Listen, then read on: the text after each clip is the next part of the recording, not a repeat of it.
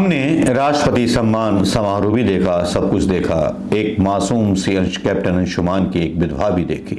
मासूम सी लड़की जिसकी आंखें गीली थीं, 5 महीने शादी को हुए थे, सुहाग देश के नाम शहीद हो गया।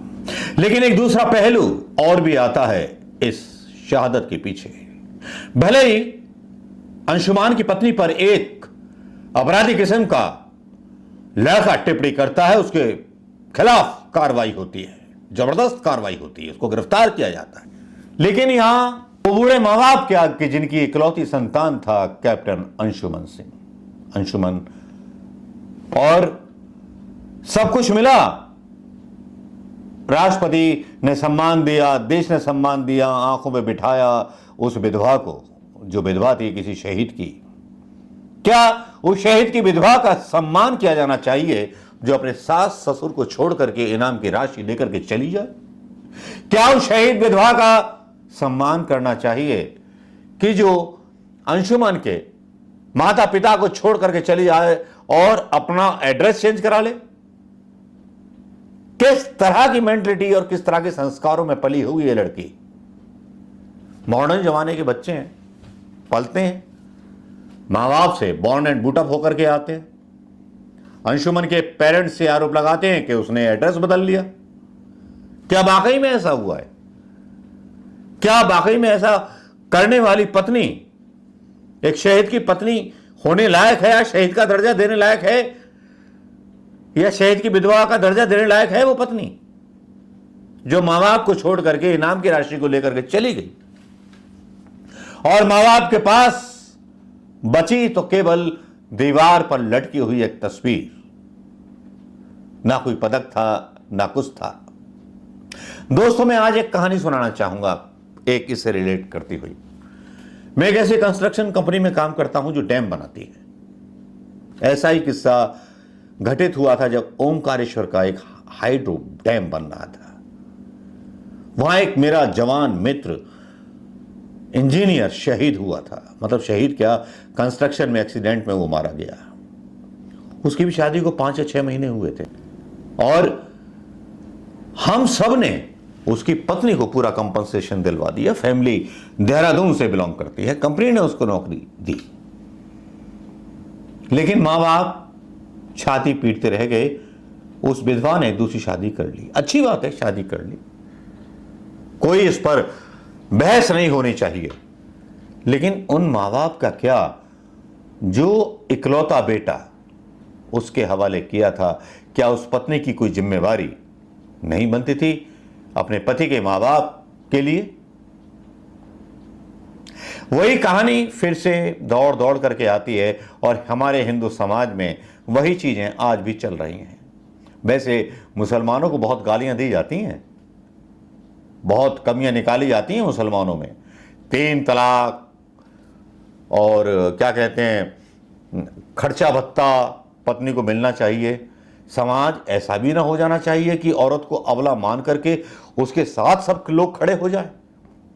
लेकिन औरत वो भी है जिस मां ने जन्म दिया था कैप्टन अंशुमान को।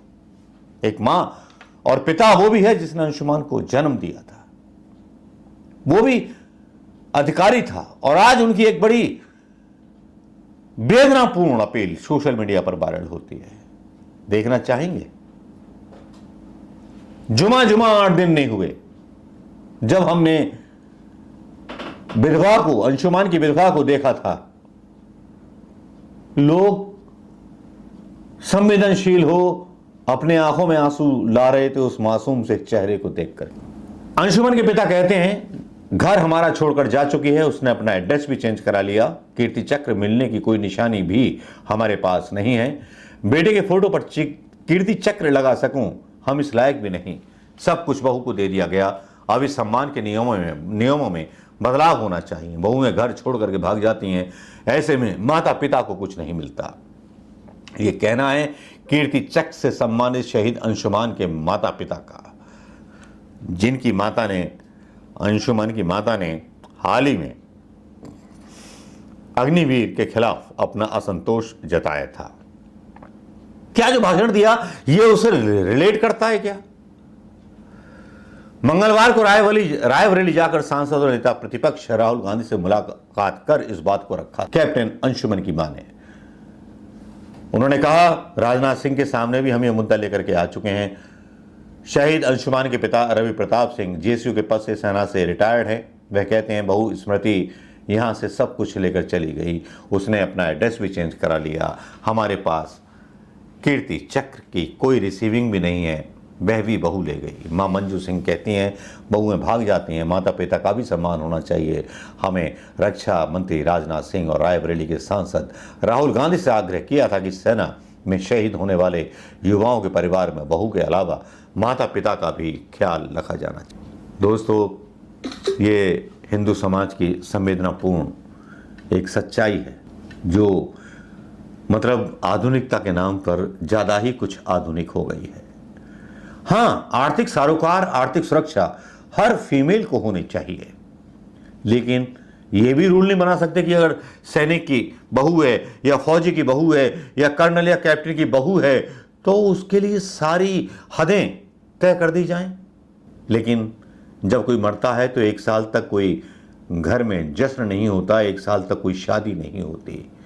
ये हिंदू संस्कृति है। माता पिता की वेदना, बहू स्मृति का चले जाना वाकई में दुखद है और उस शहीद के शहीदपन पर एक तरह से शर्मिंदगी है उसकी पत्नी के द्वारा, जिसने पूरे माँ बाप को छोड़ दिया। नमस्कार, जय हिंद।